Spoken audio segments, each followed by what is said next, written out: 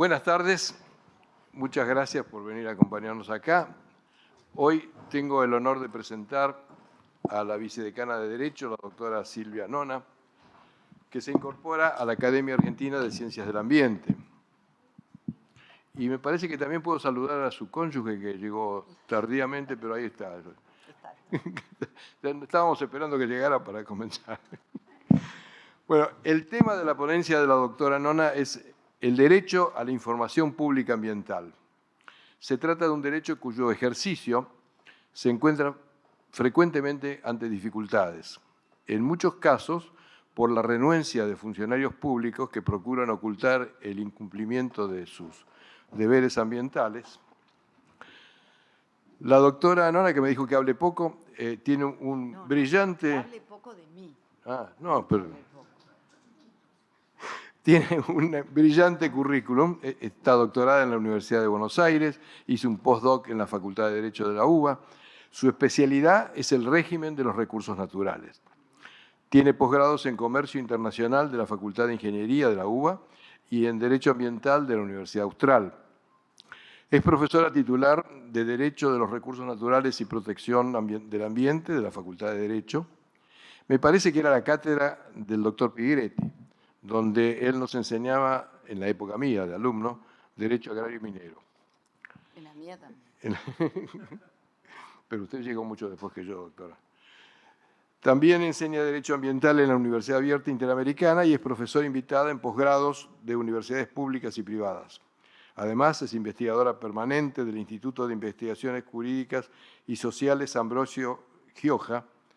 Gioja, yo era ayudante de cátedra de Gioja en su momento, en filosofía, hasta que empecé a viajar por el servicio exterior y entonces me desconecté y me dio de baja, pero fuimos bien próximos en su momento.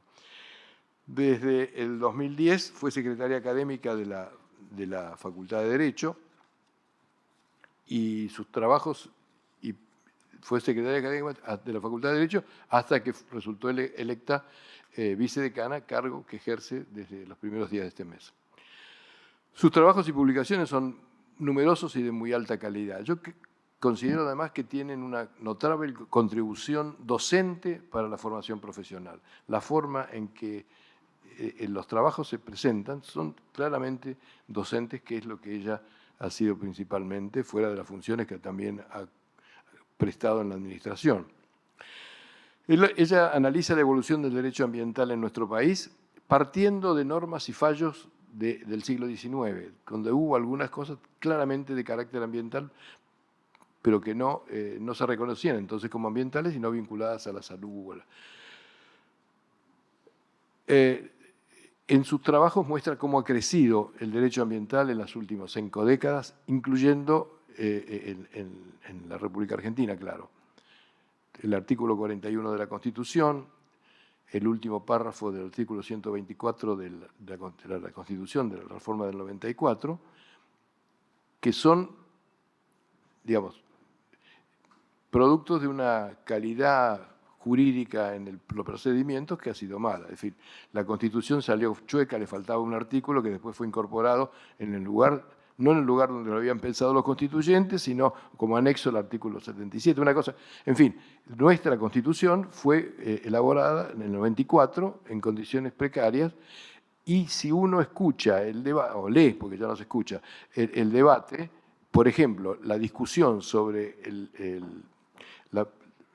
dominio originario de los recursos naturales es realmente lamentable. La que lleva la voz cantante es la actual vicepresidente de la Nación. Y entonces eso es lo que pasó. En fin, el artículo 68 bis es el que se olvidaron de incluir. En el análisis que la doctora hace de la legislación adoptada por el Congreso Nacional, señala aspectos que podrían vincularse con un incumplimiento del principio de congruencia. Y esto pasa realmente entre leyes que dan principios para aplicar en distintos sectores de la protección ambiental. Todo esto es producto de la debilidad de la técnica legislativa que estamos teniendo recientemente. En todo caso, confiamos que el análisis y la propuesta que presentará hoy con respecto al derecho a la información pública contribuirán a consolidar el régimen legal de la protección del ambiente y su eficiente implementación. Doctora, tiene el micrófono y la palabra.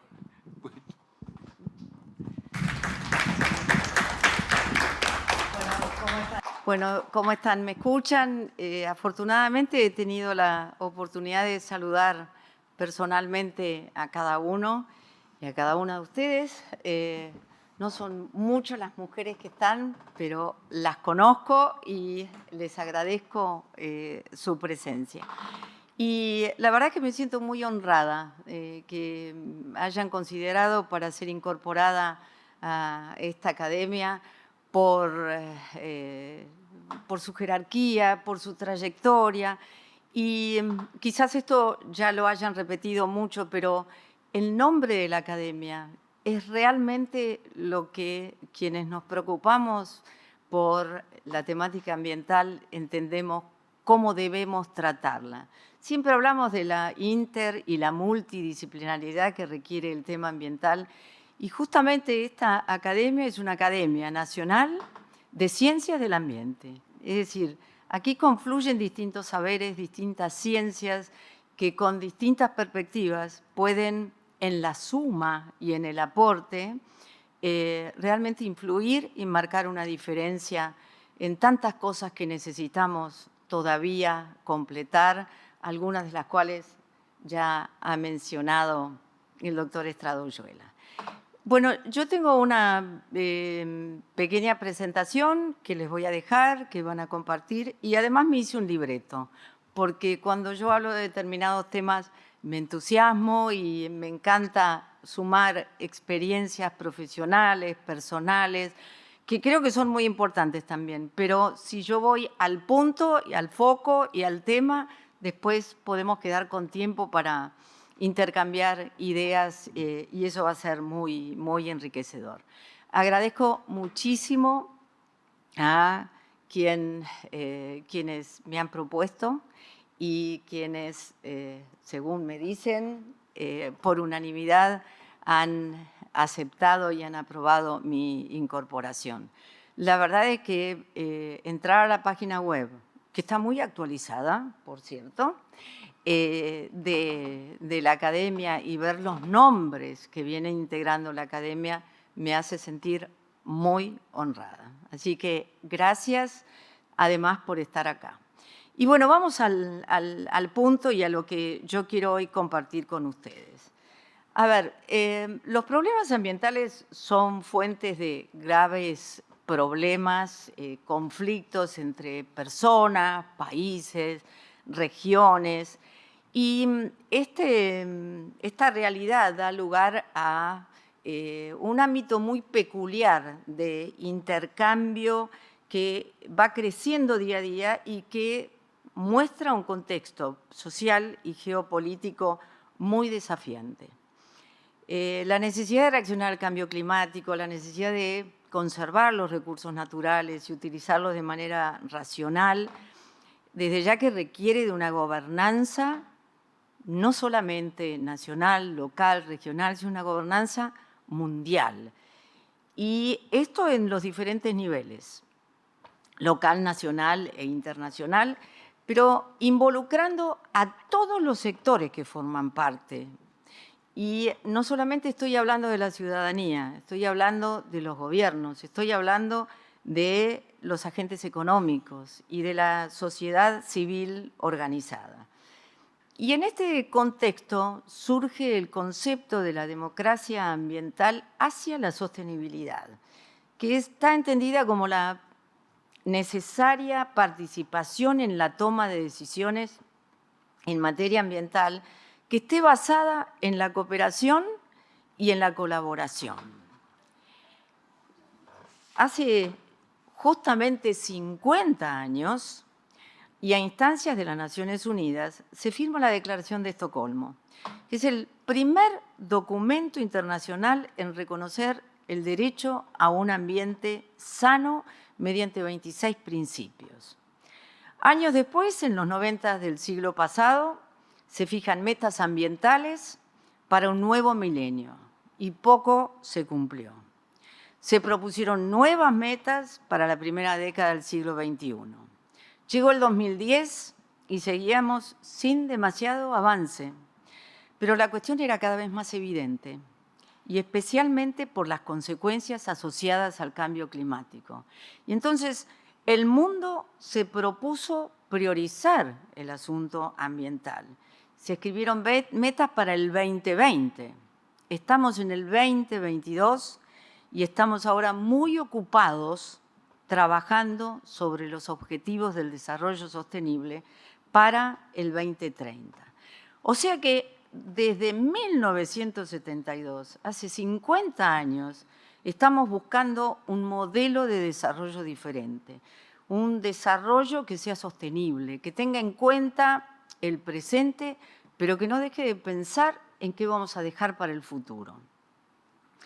El avance en cuestiones puntuales y eficazmente implementadas, resalto lo de eficaz, es muy lento, y resalto lo de lento. Los reclamos se hacen oír una y otra vez y diariamente, y están presentes en todos los ámbitos, con críticas que apuntan más a que todas las acciones, todo lo decidido, todo planificado es más declarativo que efectivo. Y en medio de esta coyuntura podemos hablar de acciones, ¿sí? Podemos hablar de diferentes gestiones, gestiones locales, regionales, que fueron llevando los distintos gobiernos y a nivel Estado, pero el presente es preocupante y es necesario que podamos saber cómo vamos a gestionar para el futuro. Y los últimos años, como les decía, han estado marcados por movilizaciones, por reclamos y fundamentalmente de la mano de los jóvenes, que vienen exigiendo a sus gobiernos una reacción pronta y tangible a la problemática que es más que evidente. En Argentina, desde 1994, y no voy a ahondar demasiado en esto porque ya lo mencionó el doctor Estrada Oyuela, la reforma de la Constitución reconoce el derecho a todo habitante a vivir en un ambiente sano, equilibrado, que permita el desarrollo y satisfacer las necesidades presentes, pero pensando también que las próximas generaciones tienen que satisfacer las mismas necesidades o quizás más. Entonces, sobre eso es que hay que trabajar. Ahora, y a mí me gusta hacer especial hincapié en el segundo párrafo del artículo 41, porque el derecho a vivir en un ambiente sano está garantizado por la Constitución. Pero ¿quiénes deben prioritariamente proveer a ese derecho? Las autoridades.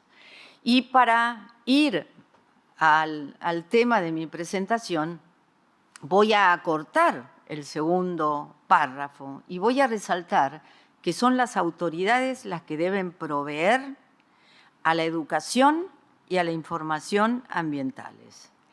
Y esto es lo que va a permitir una participación de la ciudadanía y en última instancia, y si fuera necesario, y realmente tiene que ser la última instancia, esa ciudadanía podrá recurrir a la justicia, ¿por qué no ambiental?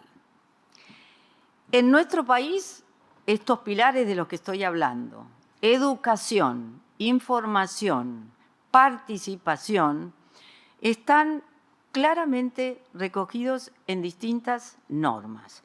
Desde ya el artículo 41 de la Constitución, la Ley de Ambiente, que es una ley de presupuestos mínimos obligatoria para todo el territorio nacional, contempla entre los instrumentos de la política ambiental puntualmente la educación, la información y la participación ciudadana. Y le dedica un capítulo a cada uno de estos temas en su articulado. La Ley de Información Pública Ambiental, fundamental, es también una ley de presupuestos mínimos, una ley que baja sin duda del artículo 41 de la Constitución, que complementa la Ley de Ambiente, que garantiza el derecho de libre acceso a la información pública ambiental y delinea un sencillo y relativamente rápido procedimiento de acceso a la información. La información tiene que estar sistematizada y debe ser en lo posible de fácil comprensión. Aquí, si tenemos tiempo después, les voy a contar una experiencia personal que tuve antes de presentar una ponencia. Tomé el tiempo previsto por la ley, hice una solicitud de pedido de información pública ambiental, pero dije que después se los cuento y se los estoy contando ahora. Porque debo decir que ya lo ha comentado el doctor, a veces hay que ver si, no solo si se da la información, si se da en el tiempo correcto y si la información que se da es correcta, es completa y realmente satisface el pedido realizado. Y podríamos ya anticipar que no siempre es así. Para completar el tema y estos pilares de información, educación y participación, es muy importante que tengamos en cuenta las que son las dos últimas leyes en materia ambiental, que no son de presupuestos mínimos, pero que sí son fundamentales y que son, cronológicamente, primero la Ley Yolanda, que es una ley en homenaje a Yolanda Ortiz. Supongo que todas y todos ustedes la deben haber conocido. Yo he podido trabajar con ella en distintas oportunidades y parece mentira que una persona de aspecto tan frágil, tan humilde, con una voz susurrante, pudiera inculcar los principios y las acciones que generó Yolanda.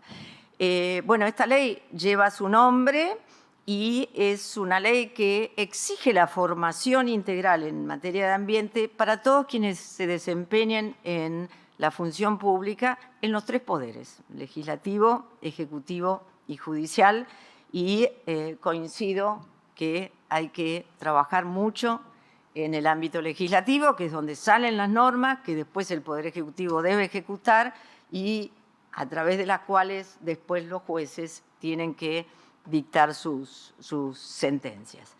Y la última ley, fundamental también, la Ley de Implementación de la Educación Ambiental Integral. Estas son muy recientes.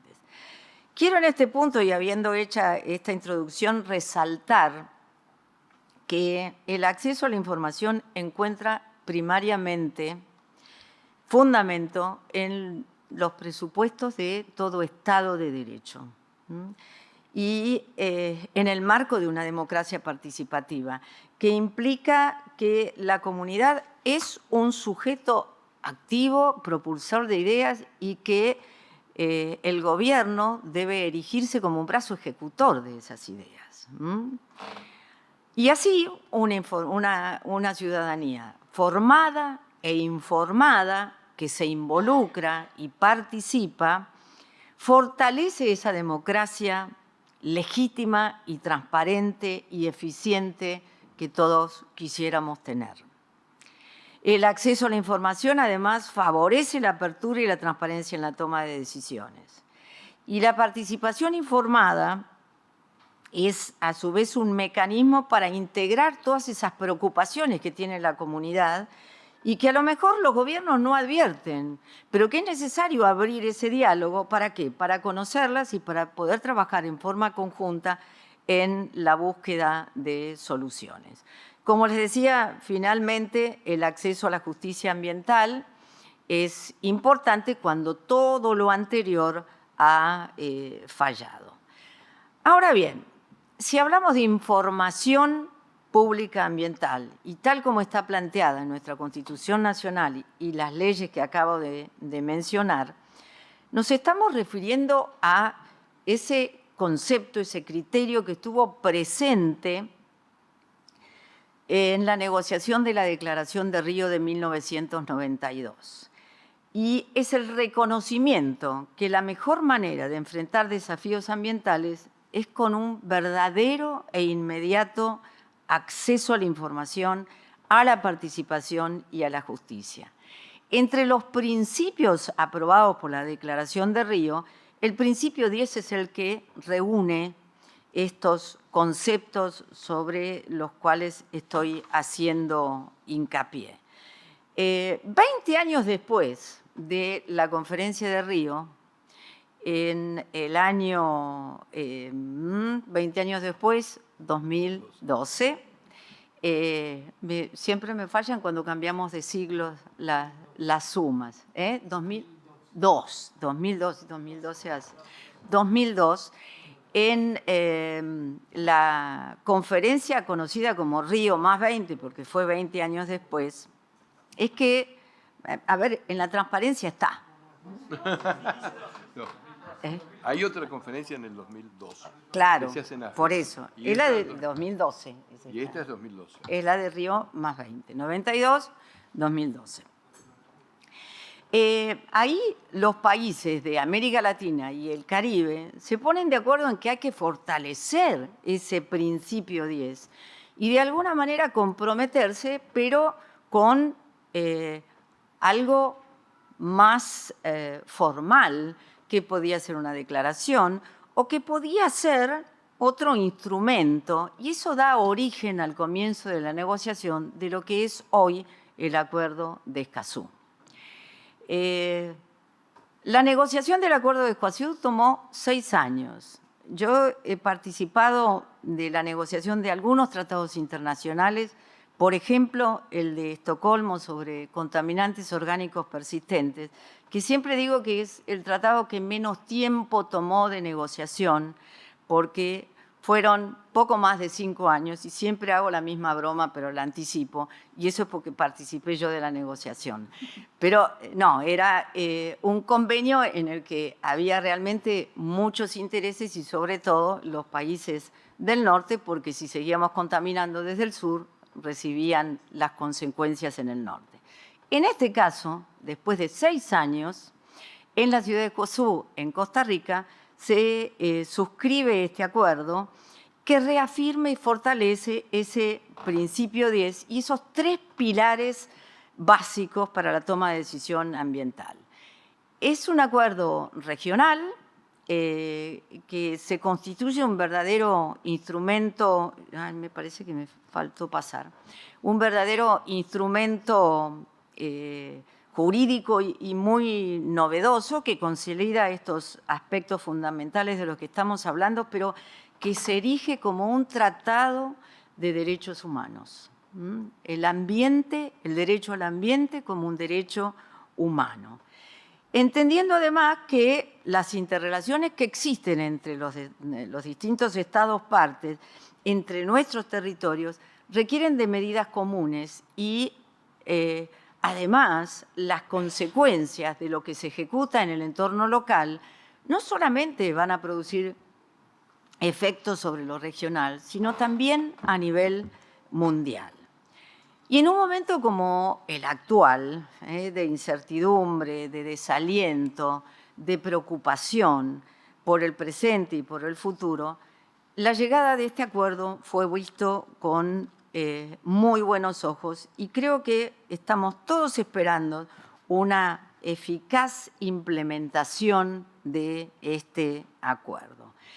En este acuerdo, y recogiendo todo lo que vengo diciendo y todo lo que dentro de nuestras normas está comprendido, se recoge la doctrina de los 3 accesos, ¿no? Acceso a la información ambiental, participación pública en los procesos de toma de decisiones ambientales y acceso a la justicia en asuntos ambientales.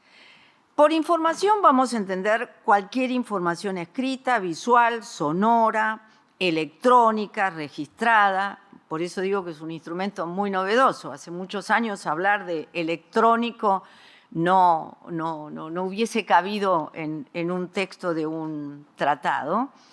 Relativa al ambiente y sus elementos, a los recursos naturales, incluyendo aquella que esté relacionada con los riesgos ambientales, y estoy leyendo textual, y los posibles impactos asociados que afecten o puedan afectar el ambiente y la salud, para el presente y para el futuro. Como les decía, el acceso a la información favorece la apertura y la transparencia en la toma de decisiones en la medida que realmente sea así. Y además, y creo que esto es algo que los gobiernos tienen que tener en cuenta, legitima las decisiones que se toman y permite confiar más en esas decisiones que fueron tomadas teniendo en cuenta lo que la comunidad solicita, lo que la comunidad necesita y las soluciones a las que se pueda arribar en forma conjunta. Y la participación pública es lo que resulta más fundamental para consolidar esta democracia ambiental de la que estoy hablando. En cuanto a participación pública en los procesos de toma de decisión, yo podría decirle que la mayoría de los estados que hoy son parte del Acuerdo de Escazú, en este momento 12, Argentina fue el 10º en aprobar el Acuerdo de Escazú y hacía falta 11 ratificaciones. La 11ª la puso México y fue México que permitió que entrara en vigencia este acuerdo. Yo podría decir que la mayoría de todos estos estados tienen ya alguna norma general, contemplan el tema de la información, la participación e incluso tienen mecanismos ya regulados. Ahora bien, lo importante es saber que aunque estén regulados o que si bien están regulados, realmente funcionen y que la participación pública en la toma de decisiones en materia ambiental sea un verdadero derecho ejercido por todos los habitantes, como dice nuestra Constitución.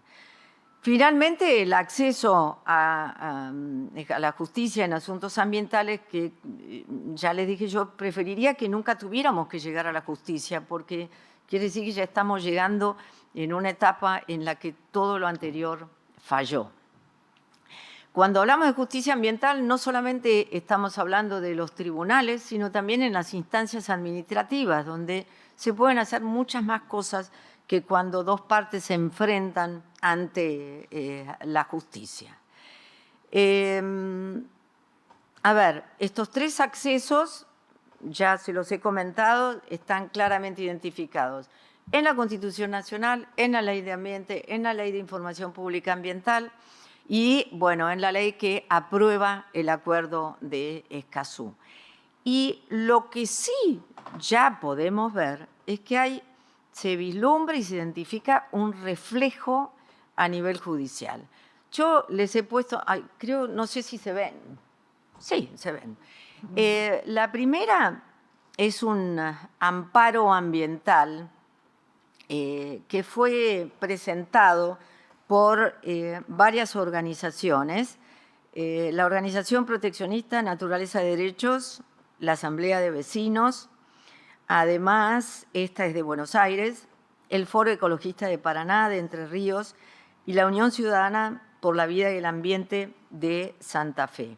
Está relacionada con la protección de la cuenca del Paraná y el tema de la hidrovía, un tema muy sensible por las distintas aristas que tiene. La Corte todavía no se ha expedido.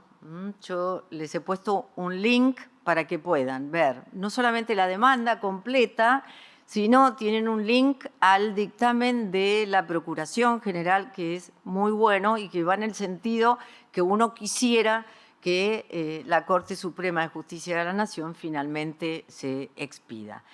El segundo que está ahí citado, y también tienen 2 links que los invito a verlos, son 2 links que llevan a una charla dada por, y quiero destacar a Andrés Napoli, por su activa participación desde el inicio de las negociaciones de Escazú. Dije que no iba a comentar cosas personales o profesionales, pero permítanme que lo haga en este momento. En ese momento, cuando se empezó a negociar Escazú, estaba recién dictada la ley 25.831. Yo era funcionaria en la Secretaría de Ambiente, asesoraba al entonces secretario de Ambiente, el doctor Atilio Sabino, y era necesario de alguna manera armar un procedimiento para hacer la solicitud de información pública ambiental y armamos un cursograma muy sencillo que llevamos al Consejo Federal de Medio Ambiente, que aprobó mediante la resolución 110 del año 2005 ese procedimiento. Con ese procedimiento me invitaron a Paraguay, que había una reunión para empezar a trabajar con la negociación de Escazú. Bueno, yo iba representando al Gobierno Nacional de Argentina y Andrés en ese momento iba por la Fundación Ambiente y Recursos Naturales, que es la actora en este caso que les traigo y para el cual le pongo links. La verdad, yo tengo muy poco que agregar a todo lo mucho, corto, sencillo y claro que siempre dice Andrés. Yo los invito a ver esta charla que está con el link dentro de un programa que se llama Obiter Dictum, que tenemos en el Centro de Derecho Ambiental de la Facultad de Derecho, donde invitamos a protagonistas de fallos emblemáticos que representen a distintas partes dentro del proceso para que nos cuentan cuál ha sido su experiencia. Lo veo al doctor Mariano Aguilar, él obviamente tiene un comentario sobre un caso que llevó él. Si entran a la página, también lo van a poder escuchar a Mariano. Bueno, este es un fallo completo, lo pueden ver si hay una sentencia. Y finalmente, este último que les puse, que es muy, muy reciente, que es una acción de recomposición ambiental contra la Municipalidad de La Plata y que tiene que ver con una poda sin ningún tipo de planificación de… A mí me enseñaron a decir jacarandáes, pero acá en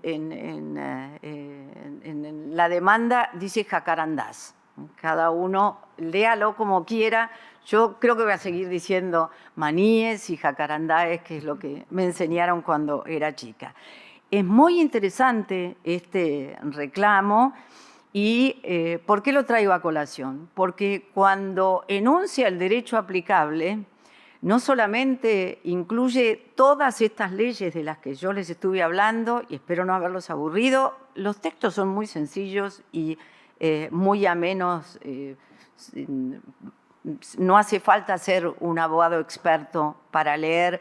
Y yo siempre digo cuando inicio charlas en ámbitos donde no todos son abogados o abogadas, que cuando uno habla de derecho inmediatamente dice, uy, pensamos en un abogado, pero cuando hablamos del derecho al ambiente, todos tenemos que poder entender qué es lo que dicen las normas que protegen ese derecho, que es un derecho común a todos, que es un derecho humano. Y estas leyes tienen esa característica, son de sencilla y amena lectura. Bueno, en este caso, en el caso de los árboles de La Plata, está todo muy bien descrito y describe cómo al talar un árbol se resiente el resto y cómo no era necesario hacerlo y cómo no había una planificación. Y entonces se ha logrado porque la justicia ordenó la medida cautelar de forma inmediata, entonces lo mínimo que se va a hacer es planificar cómo se van a podar esos árboles para no perjudicar el entorno y no solamente por una cuestión paisajística. Recuerden que los árboles, los bosques cumplen servicios ambientales al ambiente en general y entonces tenemos que protegerlos no solamente por una cuestión visual o de paisaje. Lo que les decía es que al momento de enumerar las leyes también se enuncia como algo importante el acuerdo de Escazú, la participación ciudadana, la falta de información, algo que también se menciona en los dos casos anteriores. Y bueno, como para hacer un resumen, y si tenemos tiempo charlar un poco, quiero redondear decirles que con la Declaración de Río de 1992 que aporta principios generales del derecho ambiental a nivel global, nace efectivamente la democracia ambiental. Entre esos principios consagrados está el principio 10, que se constituye como transversal a todos los objetivos del desarrollo sostenible sobre los que estamos trabajando ahora para el año 2030, que es ya, es ya. Hay un estrecho vínculo entre los derechos humanos y, en este sentido, proteger el ambiente va de la mano con la promoción de sociedades pacíficas, inclusivas, instituciones eficaces, transparentes, que adopten decisiones equitativas, representativas y que incluyan la participación ciudadana. El acceso a la información, el fortalecimiento de capacidades para entender y utilizar esa información va a permitir la efectiva participación en temas y en la toma de decisiones y planificación y gestión.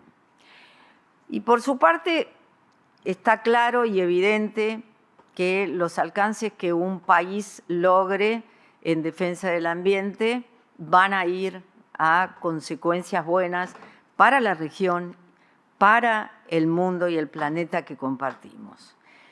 Para todo ello resulta necesario una acción colectiva de toda la comunidad internacional, alcanzando consensos, compartiendo problemas, planificando, llevando a cabo acciones que en su conjunto consigan soluciones satisfactorias, todos comprometiéndonos por la defensa del ambiente del planeta. Y el desafío es construir una cultura de cooperación que abarque el escenario geopolítico y geojurídico. Y como dice Luigi Ferrajoli, un constitucionalista italiano, necesitamos de una sociedad civil planetaria. Este fin de semana, y les recomiendo, leí un libro de Luigi Ferrajoli que se llama La Constitución de la Tierra. En algunos aspectos es demasiado idealista. Yo entiendo que lo que él propone, que es una constitución para un Estado federativo mundial y conociendo lo que son los problemas que plantea nuestro federalismo, ¿no? Y lo que el artículo 124 de la Constitución Nacional dice, yo lo veo un poco difícil. Pero todos los conceptos previos hasta esta propuesta que él hace, con un texto completo y con un capítulo específico de esa Constitución que él plantea, la verdad que vale la pena leerlos.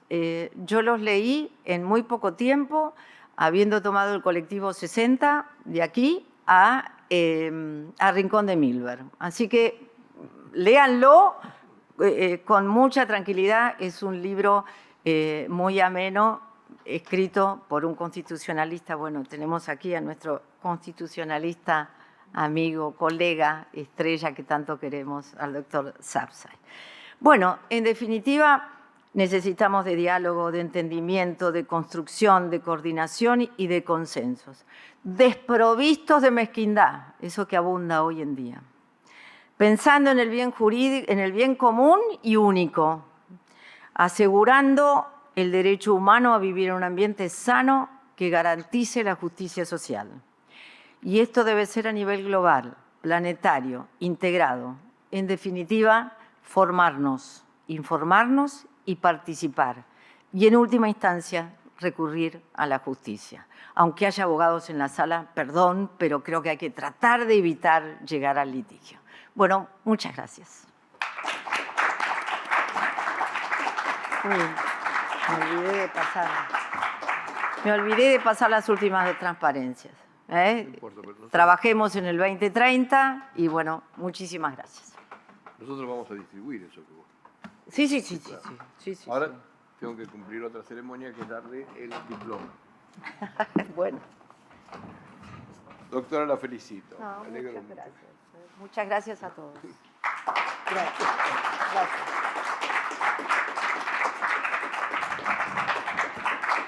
Bueno, no sé si tomé mucho tiempo, no me he fijado.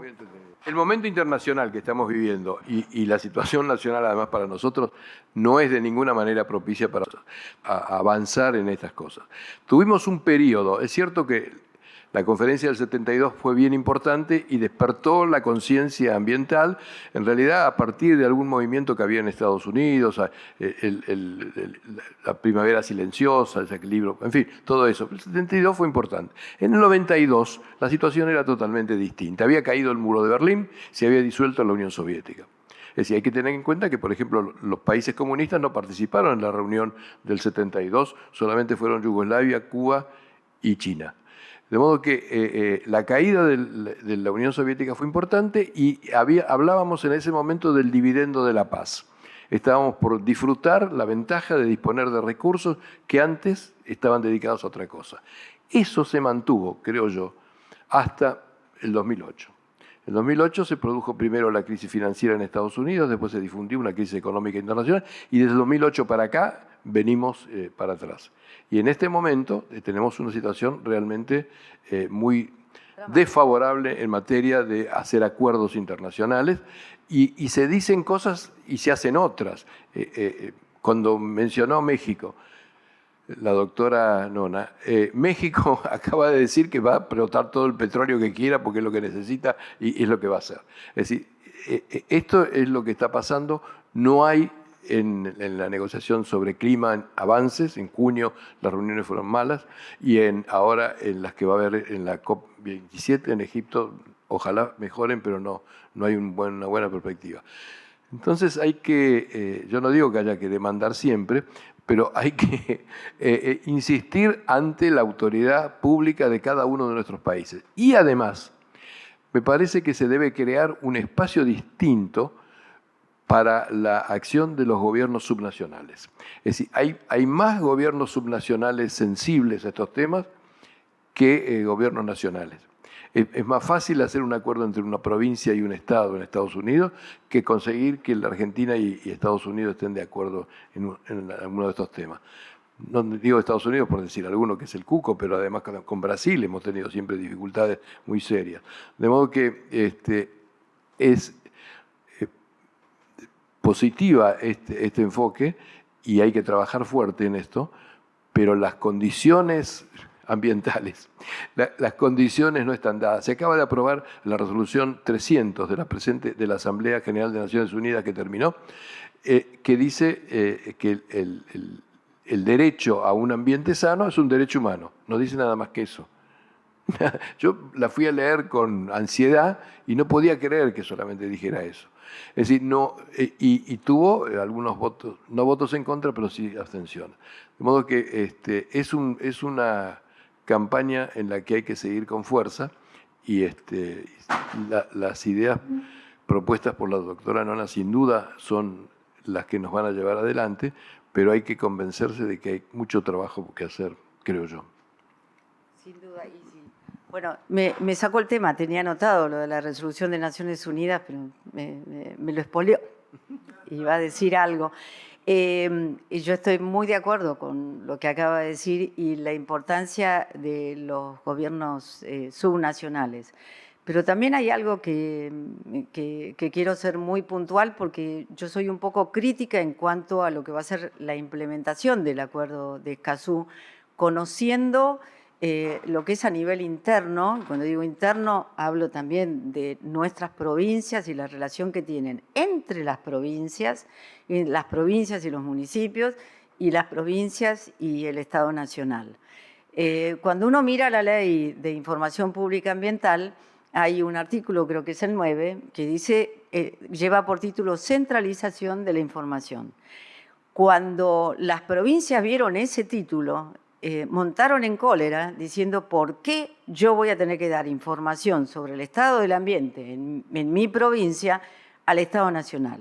¿Para qué lo va a usar? ¿Me va a demandar? Entonces, los estados federativos como el nuestro tienen ese problema de conseguir la información que a veces está en poder de una provincia que no la quiere dar porque teme para qué va a ser utilizada esa información. Entonces yo eso lo traslado al Acuerdo de Escazú, donde hay distintos estados que van a tener que dar información a la Secretaría del Acuerdo de Escazú y van a decir, ¿por qué le voy a dar yo información de mi país que esté en manos del resto de los estados que forman parte de Escazú? Creo que ahí vamos a tener un problema y realmente hay que hacer muchísimo trabajo y poder demostrar desde adentro de cada uno de nuestros países, desde ya que los que forman parte de Escazú no todos son repúblicas o estados federativos como el nuestro, y están en condiciones, sí, de dar una información como país. Pero creo que todo lo negociado en esos 6 años, el empeño puesto por toda la gente que trabajó, lo que está declarado, porque creo que varias veces dije menos declarativo y más efectivo, sirve como para que esas sean las bases y que trabajemos cada uno desde su lugar haciendo lo mejor posible. Doctor Sapsay. La ley publicó un artículo del doctor Alberto Bianchi que niega la existencia del derecho ambiental. Exactamente. Yo lo respeto, lo conozco, tenemos una amistad, pero me pareció indignante ese artículo. Y quería decir que junto con el doctor Cristian Fernández ya hemos escrito una réplica que en estos días va a publicar también la ley. Porque creo que no hay que dejarlo pasar. Es tan involutivo lo que él dice, como una especie de accesorio de otros derechos, es decir, lo jibariza totalmente. Yo pensé que esto no había que volver a explicarlo, porque cuando creamos FARN, van a ser 40 años, se trabajaba sobre este tema. Ahora, volver todo para atrás, creí que no, y desgraciadamente ha sucedido. O sea que la involución también se da en la doctrina, y en la doctrina de un destacado jurista. Pero bueno, así que los invito, cuando salga le vamos a dar mucha difusión a que lo lean. Yo se lo voy a mandar. A mí me produjo... No. Bueno, gracias, Daniel. Gracias. A mí me generó la misma indignación y aquí hay una persona que estaba presente y me dice, no puede ser, porque eso lo escuchamos hace muchos años y dicho por administrativistas, que un constitucionalista, yo también lo respeto muchísimo al doctor Bianchi, pero que un constitucionalista que obviamente conoce lo que fue la reforma de la Constitución en el año 1994, en el año 2022, cuestione la importancia de las normas ambientales y de la autonomía que ha alcanzado el derecho ambiental, es muy preocupante. Así que estamos esperando ansiosos el artículo. Bueno. La ley hace bastante, lo está por publicar. Si le puedo echar la culpa a otro, entonces. Aquí, esto que pasa, realmente que tiene que ver con el desconocimiento de lo que está ocurriendo realmente.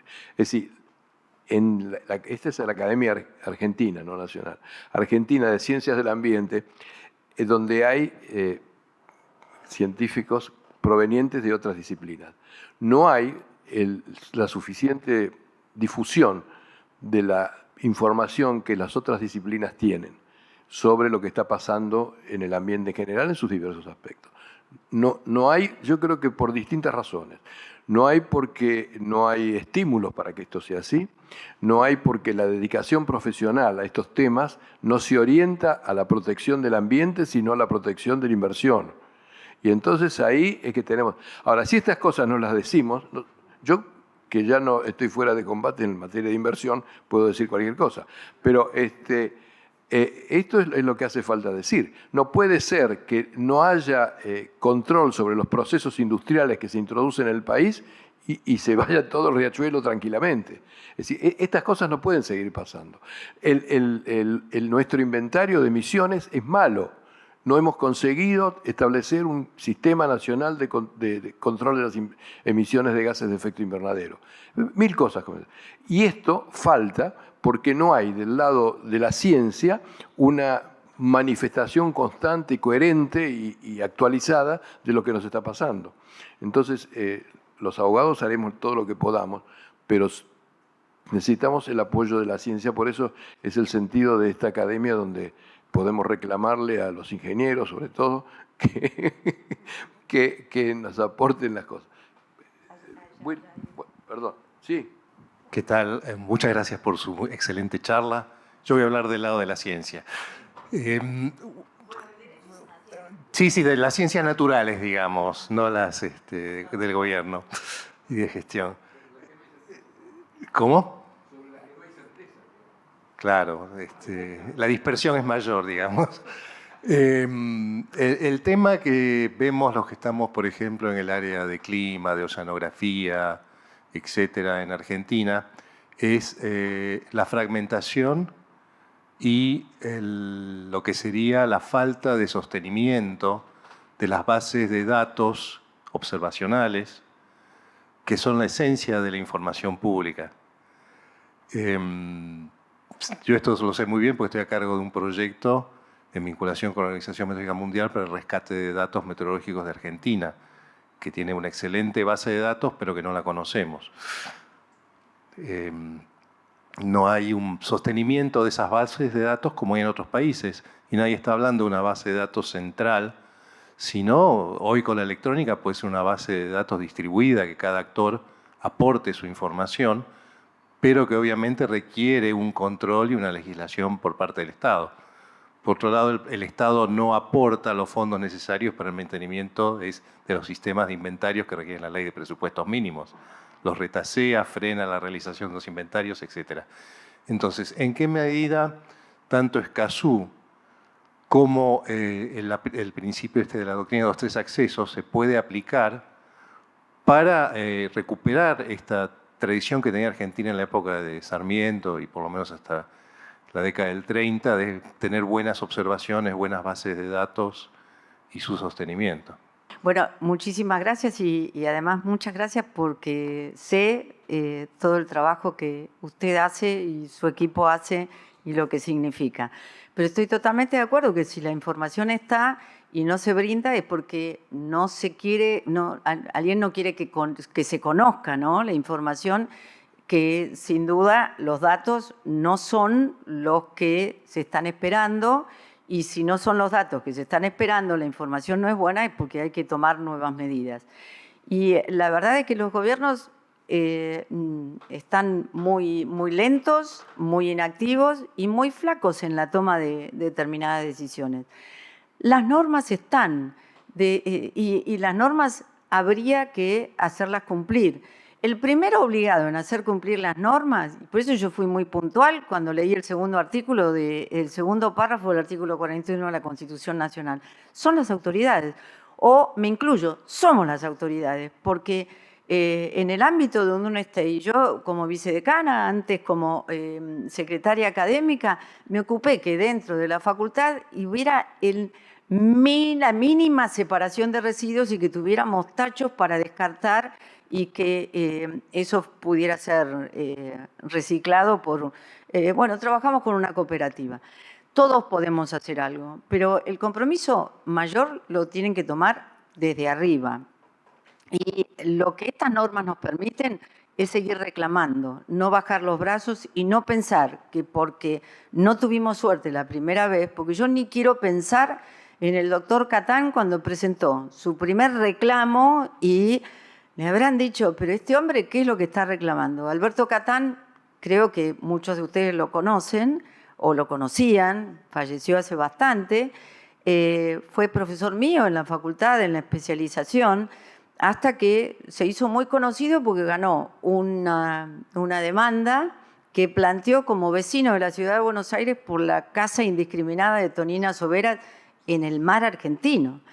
¿Y por qué prosperó eso? Porque hubo un juez, y yo suelo nombrar siempre a los buenos, trato de evitar nombrar a los malos, que fue Garzón Funes, todavía vive Garzón Funes, se lo ve por este barrio, que siendo un juez y sin existir todavía no se había reformado la Constitución, hizo lugar a un vecino de la ciudad de Buenos Aires, un reclamo que no tenía aparentemente nada que ver. Entonces, lo que hay que lograr es la suma de voluntades y yo creo que la mejor manera es insistir.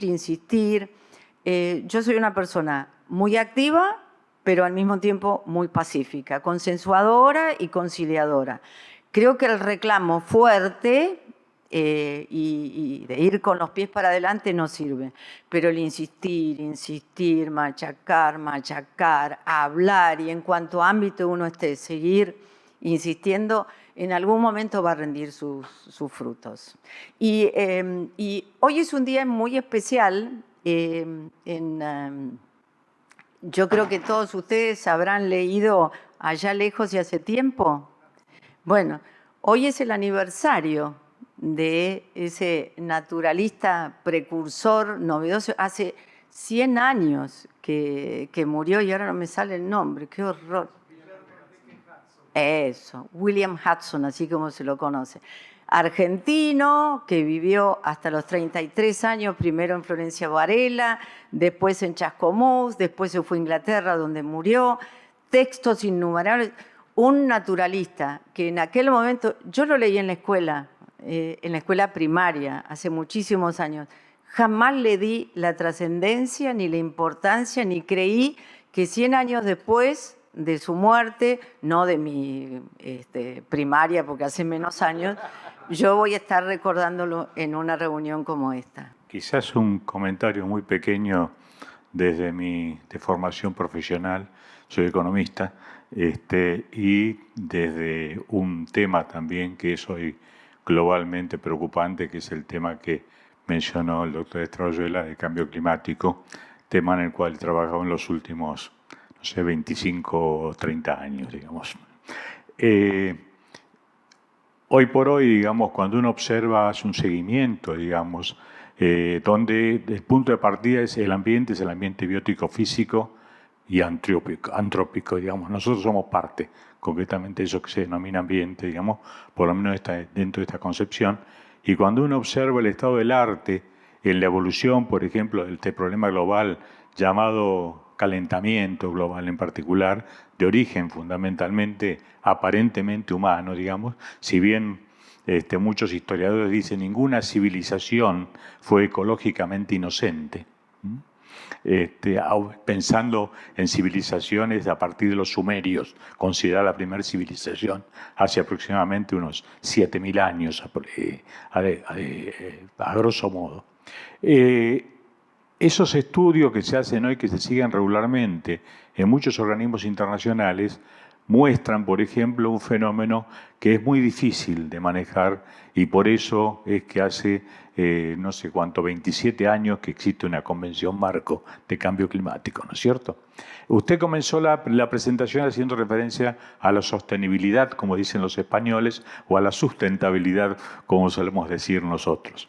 Y justamente los estudios que revelan concretamente esta discusión sobre la sustentabilidad y el tema de las emisiones de gases de efecto invernadero muestran que en los últimos 30 años, es decir, desde el año 1990 en adelante, el factor más importante en el crecimiento de las emisiones y la concentración de dióxido de carbono en la atmósfera es el aumento del bienestar. Es decir, es el consumo masivo de bienes y servicios.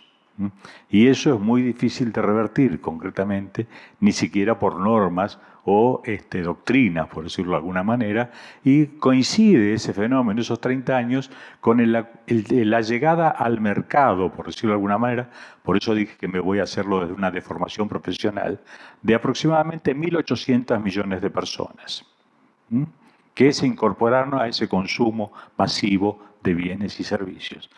¿Cómo revertir ese proceso? ¿Cómo cambiar ese proceso de desarrollo que ha tenido la humanidad sistemáticamente, digamos, como lo digo, desde si uno lee y se interioriza sobre la historia del Homo sapiens solamente, sin ir más atrás, va a ver que ha sido un continuo proceso de búsqueda de un bienestar y ese bienestar no tuvo efectos sobre el ambiente natural hasta tanto no se produjo un número de habitantes en el planeta que implicaran tal impacto y un nivel de consumo de bienes y servicios como el que estamos creciendo continuamente, ¿no es cierto? Entonces, ahí creo que hay creo que el tema es efectivamente totalmente transversal, es decir, todas las diferentes disciplinas tienen algo que mencionar, pero por otra parte, digamos, políticamente muy complejo de resolver, efectivamente. Nada más, gracias. Primero, yo suelo hablar de sostenibilidad, aunque aquí se hable, para mí, sustentable es algo que tiene base y algo sostenible es algo que se proyecta en el tiempo y que sin duda tiene que ser sustentable, si no, no se proyectaría. Por eso siempre hablo de sostenibilidad y no de sustentabilidad. Después, cuando hablé de educación, hay distintos tipos de educación. Está la educación formal, la educación informal, y hay un tipo de educación que es la educación cotidiana, la que damos nosotros a nuestros hijos o las personas que viven con nosotros, las personas que trabajan con nosotros, y que es la que yo creo que tomando conciencia de esto que usted está sosteniendo, y estoy totalmente de acuerdo, el consumismo y el avance del consumo insostenible está generando todos los perjuicios que estamos sufriendo, pero eso lo podemos modificar, y lo podemos modificar si tomamos conciencia y si además contagiamos hábitos. ¿Sí? No es muy común, y sobre todo en la gente de nuestra edad, que ya somos más grandes, nosotros no separábamos residuos, entendíamos que no hacía falta separar residuos, pero la verdad que no cuesta nada separar residuos. Y en mi caso son nuestros nietos los que nos traen la idea de nona, a mí me dicen nona, obviamente los nietos. Yo nací abuela, ahora soy abuela de 9 nietos y me dicen nona. Son ellos los que...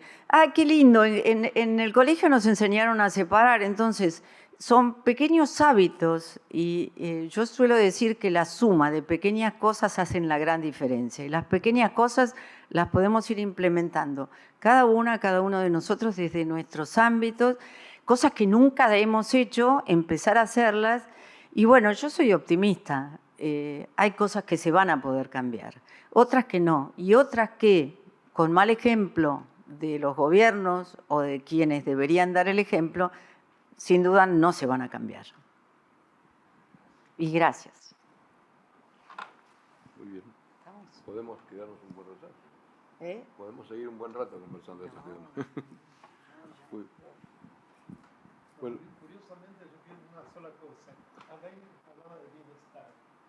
Garzón construye su sentencia desde el preámbulo por asegurar el bienestar general.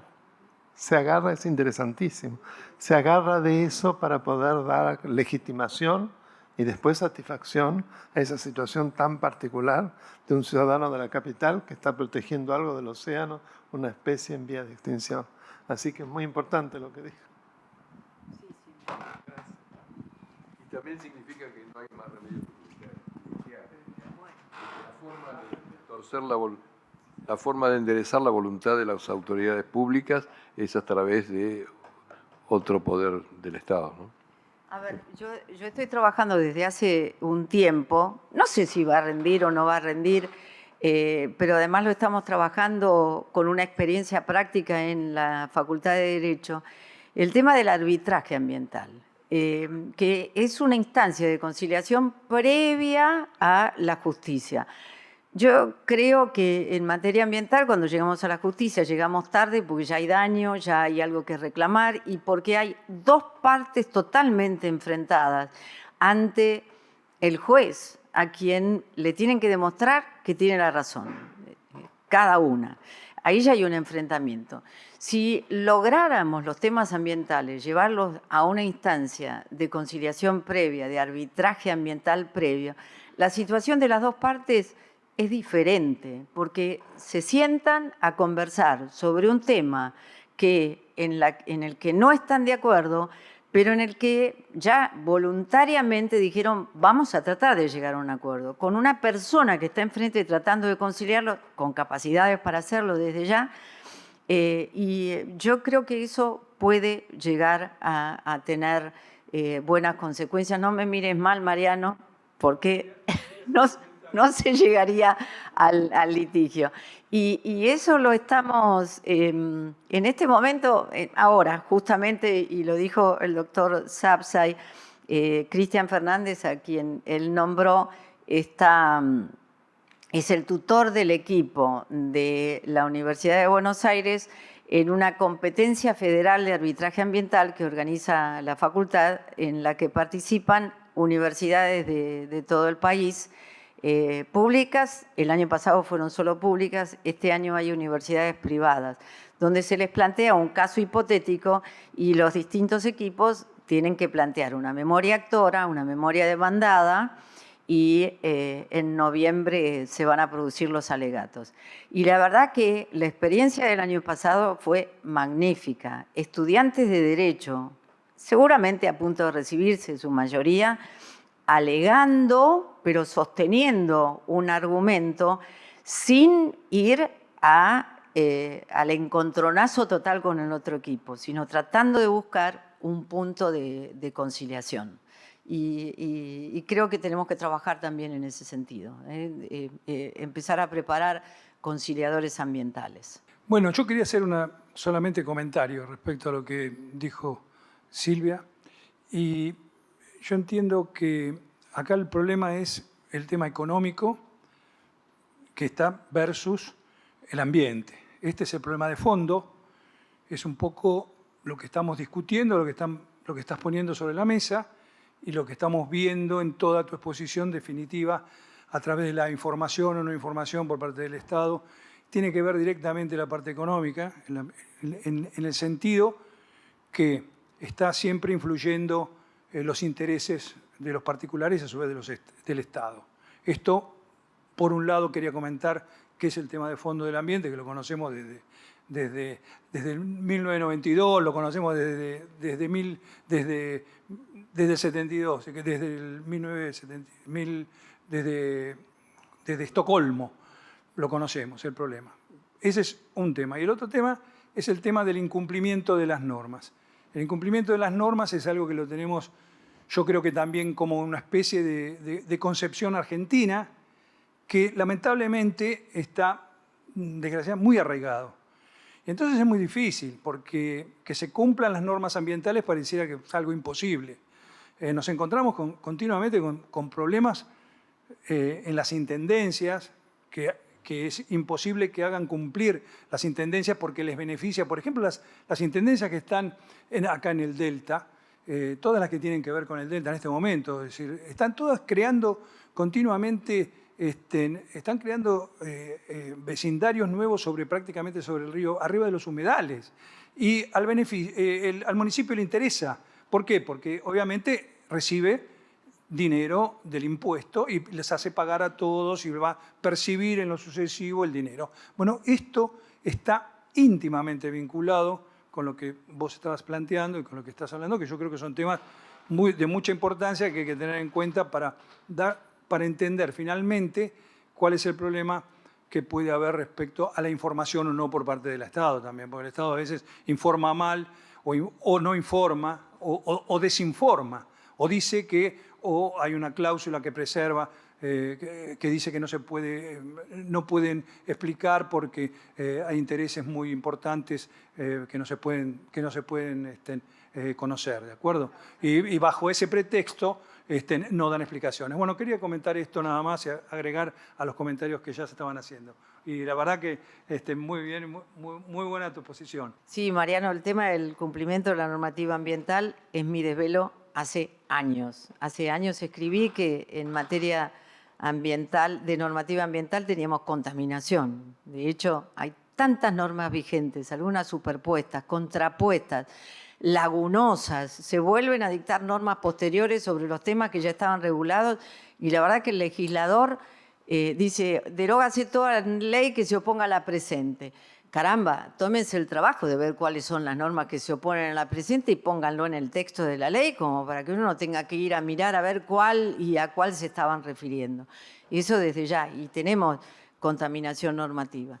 Y cuando hay contaminación hay dos cosas para hacer. La primera es dejar de contaminar. Entonces, pongamos el foco en las normas o en lo que en el Congreso de la Nación se está haciendo. Y después, descontaminar. O sea, que sentarse y hacer un análisis. ¿Qué es lo que tenemos? Es muy fácil de hacer. ¿Qué norma falta reglamentar? ¿Cuál nos sirve más? ¿Cuál derogamos? Y entre las normas que faltarían reglamentar y que yo siempre menciono, y bueno, me diste la oportunidad porque yo nunca dejo de mencionar la ley 2797 de 1891, de purificación de residuos cloacales y de efluentes industriales.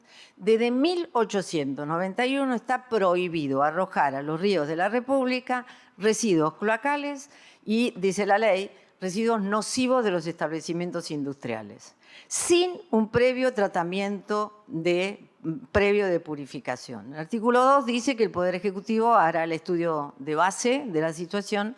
Artículo 3 dice que el Poder Ejecutivo reglamentará la presente ley. El 4 de fondo. La ley no está reglamentada. Otra sería la historia de Riachuelo si esa ley hubiese sido reglamentada, si tuviéramos estándares, si tuviéramos parámetros. Ahora hay una parte de la ley que para mí es operativa y no necesita reglamentación, y es que no pueden arrojarse residuos a los ríos de la República si no se purifican antes. Lo que faltaría reglamentar es cuál es el tratamiento eficaz de purificación. Pero esa ley está absolutamente vigente, no está reglamentada, y yo la he visto en muy escasísimas decisiones judiciales. Y creo, y vos lo dijiste, Mariano, que es una ley que dice que está prohibido arrojar residuos cloacales y residuos industriales. ¿De quién es la competencia y la obligación del saneamiento general y de las necesidades básicas en el caso de los residuos cloacales? Y los gobiernos, el Estado. Entonces, yo creo que esa ley nunca se reglamentó y se dejó de lado porque ¿quién era la mayor contaminadora en ese momento? Obras Sanitarias de la Nación, que no brindaba los servicios básicos a la gente que estaba alrededor de los ríos, fundamentalmente del Riachuelo. Y es todavía una gran preocupación y una causa de contaminación del Riachuelo. Pero normas tenemos, hay que desempolvarlas y hacerlas cumplir. Muchas gracias, antes que nada, por la presentación. Excelente. Con respecto al tema de los tres accesos, digamos, yo creo que hay un tema que sí me he encontrado en muchas oportunidades haciendo diferentes estudios y trabajos, no solo en Argentina, sino en muchas partes del mundo, digamos, que es el tema del desconocimiento sobre lo que significa llevar adelante con efectividad un mecanismo de protección ambiental.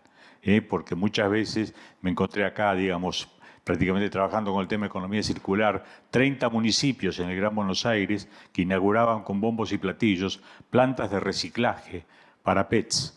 Todas estaban no operativas, porque no había una cantidad suficiente de PETs como para que las plantas fuesen operativas, en particular, digamos. Entonces creo que se llevaban adelante acciones de carácter político exclusivamente, digamos, pero que en la realidad no tenían ningún tipo de efecto concretamente en particular. Y eso se da en innumerables casos. Se habla mucho de la economía circular, el reciclaje de residuos. No todo lo reciclable es reciclable. Es muy complejo el tema reciclado en particular y a veces creo que hay un desconocimiento muy grande desde ese punto de vista donde se dice yo estoy haciendo un reciclado y en realidad no es cierto lo que se está haciendo y porque se está de alguna manera generando un relato sobre una acción en particular, pero la efectividad es mínima. Entonces creo que el tema de conocimiento científico, técnico, de cuáles son efectivamente las posibilidades que existen para la protección ambiental, en este caso del ambiente natural, pero con la definición que di antes, ¿no es cierto? Biótico, físico-químico y antrópico, nosotros mismos, parte de ese ambiente, y yo coincido con el concepto de sostenibilidad en particular. Gracias. Es cierto, hasta las normas se equivocan porque falta la planificación. Yo jamás le hubiese puesto a la ley de residuos de la Ciudad de Buenos Aires, la 1854, ley de basura cero. No hay basura cero. Entonces, el objetivo de la ley es llegar a basura cero. Es imposible. Ningún país del mundo lo logra. Ninguno. Entonces, es poner algo ideal en una norma que debería cumplirse. ¿Y que vamos a llegar a la basura cero? Como yo decía, lo que hay es una gran ignorancia sobre la sustancia del problema. Es decir, no se conoce lo que está pasando. Entonces, es decir, no no quiero alargar, pero si uno piensa en la industria, no es cuestión de reprocesar lo que emite, es cuestión de elegir el proceso industrial más conveniente desde el punto de vista ambiental, que es el criterio que se aplica en Europa. Es decir, ¿por qué seguimos midiendo como lo hacemos? Es decir, lo que hay es una tremenda ignorancia que es aprovechada por quienes prefieren el lucro inmediato a la previsión para el futuro. Es decir, que el corto plazo nos está ganando. Tanto es así que recuerdo que de la Fundación todos los pedidos de acceso a la información terminaban siempre en un amparo ambiental, si no, no lo daban. O sea, inclusive a veces reiterando el amparo. O sea que lamentablemente el acceso a la justicia es necesario por la anomia boba de Nino, ¿no? La superposición enorme de normas. Así que coincido, Raúl, contigo. Bueno, en primer lugar, muchas gracias por la exposición. Quería comentar que a lo mejor el tema principal que nos afecta es la impunidad.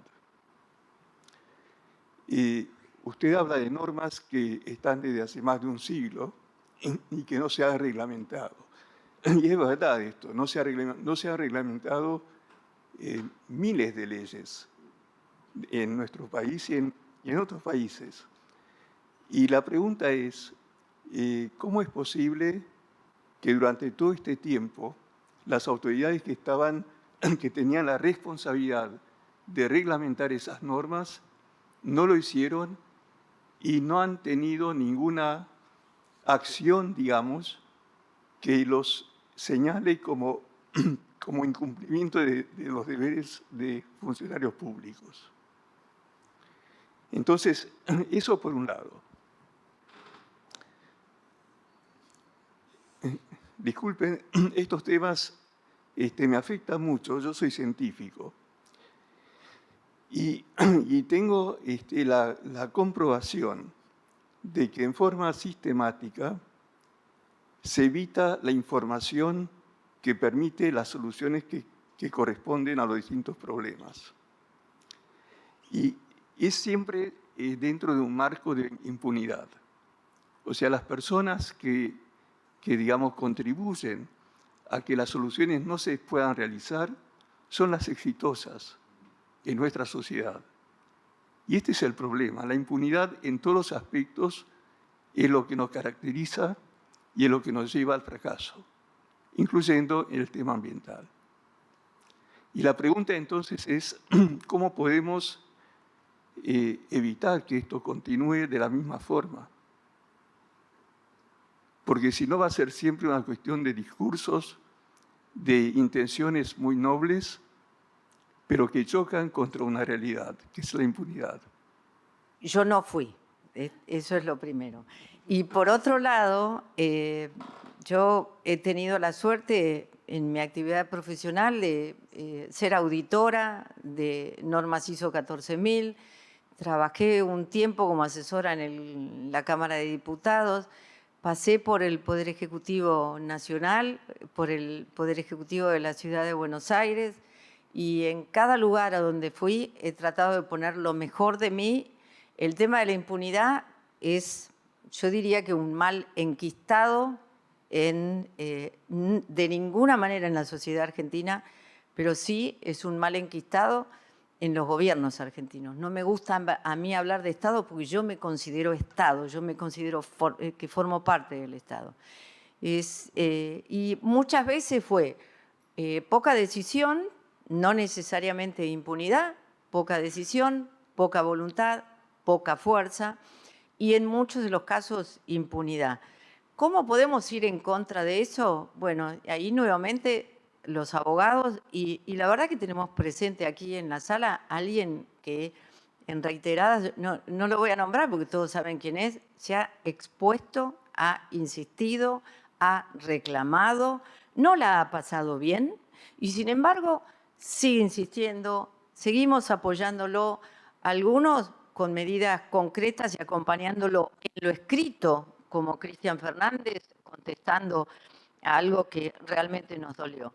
Y otros acompañándolo, por lo menos con la intención de, ojalá Daniel logre lo que está intentando. Yo creo que no hay que bajar los brazos y hay que seguir intentándolo. Ahora, algo tan grave como la impunidad enquistada, bueno, no lo vamos a solucionar ni uno ni dos, lo tenemos que solucionar entre todos.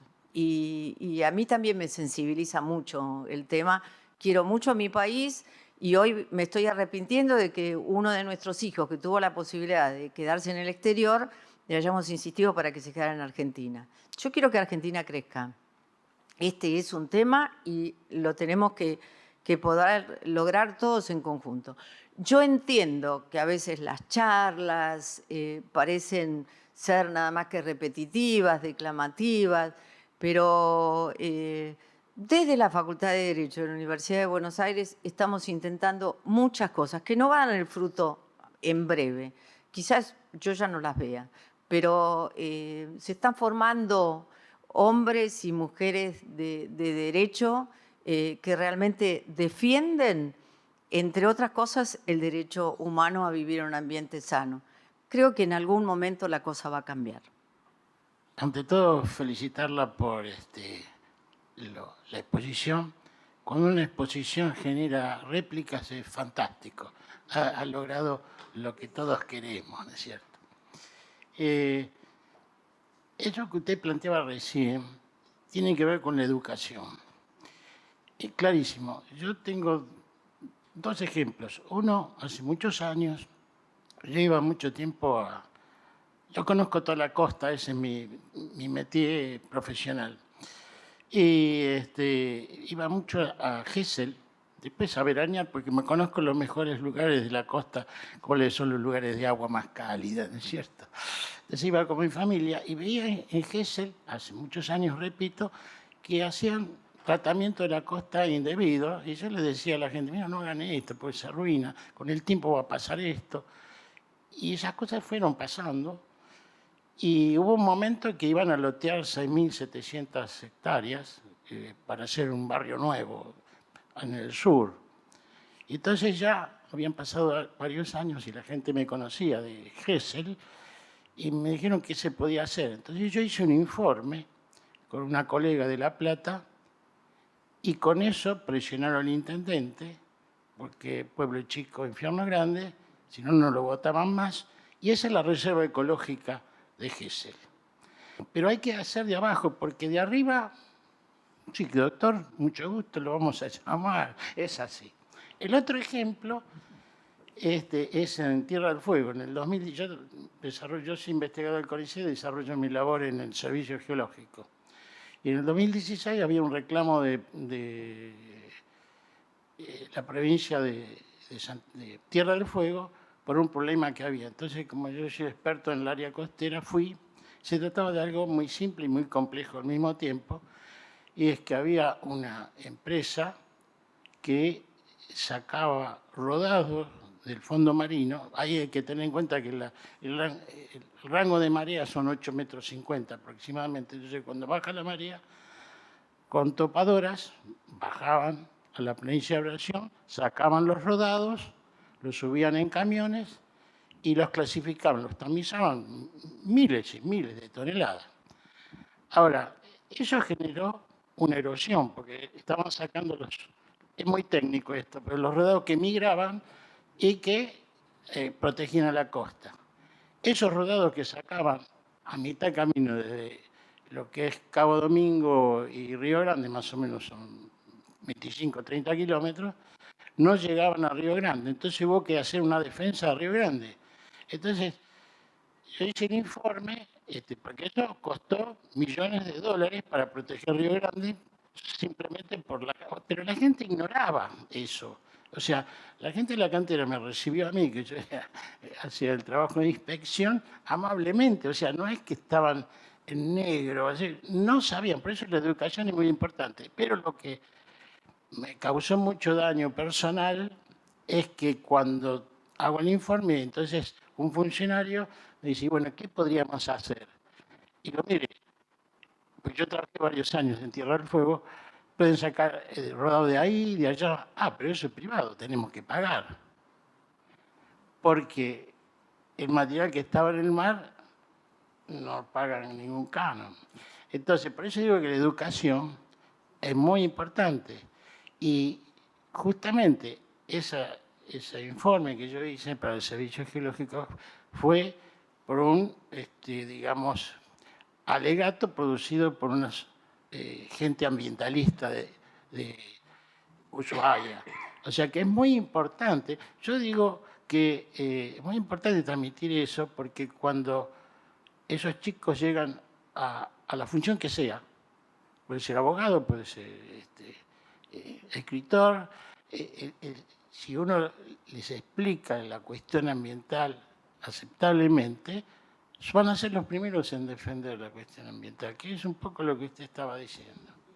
Mientras usted estaba comentando esto, me acordé de un caso, yo les dije que era un problema que yo me acordara de las cosas que viví, pero esto hace muchos años, yo creo que fue año 95 o 96, una empresa australiana venía a Argentina y puntualmente a Ushuaia a talar lengas para extraer madera, para hacer lo más chiquito que uno puede hacer con la madera, que son escarbadientes.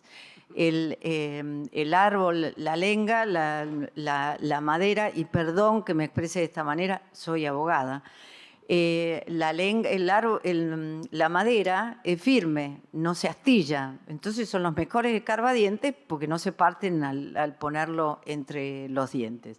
Era una empresa australiana, se llamaba Trillium, y llegó al Congreso. Yo en ese momento estaba en el Congreso. Y se iban a talar árboles, y otra cosa que aprendí es que ese tipo de árboles es, así me dijeron, monógamo. En realidad la explicación es una explicación técnica y es fundamental los informes que desde la ciencia, desde la técnica, desde las distintas áreas puedan hacerse. En este caso fue de la Universidad de Buenos Aires, no recuerdo qué facultad. El tema es que son árboles que por el viento se mueven mucho, por eso es que es fuerte su madera, y por otro lado no es cierto que sean monógamos y que si se mata la hembra muere el macho, sino que la fortaleza está en las raíces, esas raíces que están muy entrelazadas. Entonces, desde la Universidad de Buenos Aires se hizo un estudio con una proyección de qué podía pasar si se talaba ese bosque de lengas. Y era talar un árbol significaba que muriera el de al lado o los de al lado. Al morir, las raíces también se secaban, morían, y el suelo perdía ese sostén que daba, y al derretirse los hielos de las montañas, podían llegar a generar un aumento del nivel del mar bastante alarmante en no recuerdo cuánto tiempo, porque de esto hace mucho tiempo. Pero fue fundamental el informe que presentó la Universidad de Buenos Aires para que la empresa, en una reunión que se hizo en el Congreso de la Nación, en la Comisión de Recursos Naturales, decidiera no hacer esa explotación. Obviamente lo que hicieron fue irse a Chile, donde había menos árboles, y bueno, el perjuicio se producía para otro lado. Pero es fundamental el apoyo de las ciencias, los informes técnicos contundentes que también necesitamos los abogados cuando vamos a litigar, porque sin esos informes, la letra cruda de la ley se cumple o no se cumple, pero hay que poder demostrar, no solamente si no se cumple, cuáles son las consecuencias que se producen la falta de cumplimiento de la norma. Así que vuelvo a lo que dije inicialmente, y perdón por haber dicho Academia Nacional, la Academia Argentina de Ciencias del Ambiente es el ámbito más propicio para generar no solamente estos debates, sino a lo mejor informes para que cuando se llegue a la justicia el juez tenga de qué valerse. Bueno, muchas gracias. Yo les cuento un chisme además. Acumar tiene firmado un acuerdo de cooperación con el Instituto Nacional del Agua, que antes se llamaba INCIT. Bueno, a mí durante mi carrera diplomática me tocó muchas veces trabajar con gente del Instituto Nacional del Agua, de modo que los conozco, tengo amigos. El acuerdo de ACUMAR con el INA tiene una cláusula de confidencialidad. Es decir, ACUMAR le paga al INA. El INA, como tantos organismos del Estado, tiene falencias y necesita dinero para pagar sus propios profesionales, y entonces recibe una suma importante anual de ACUMAR. Pero la condición es que no informen nada que no sea previamente consentido por ACUMAR. Total, que el INA no puede informar sobre Riachuelo. Entonces, esto está clarísimo. No es que sea casualidad que no dio el informe, no. Deliberadamente se estimula que no se produzca el informe. Muy bien, bueno, muchas gracias. Yo creo que... Gracias por la paciencia. No, así...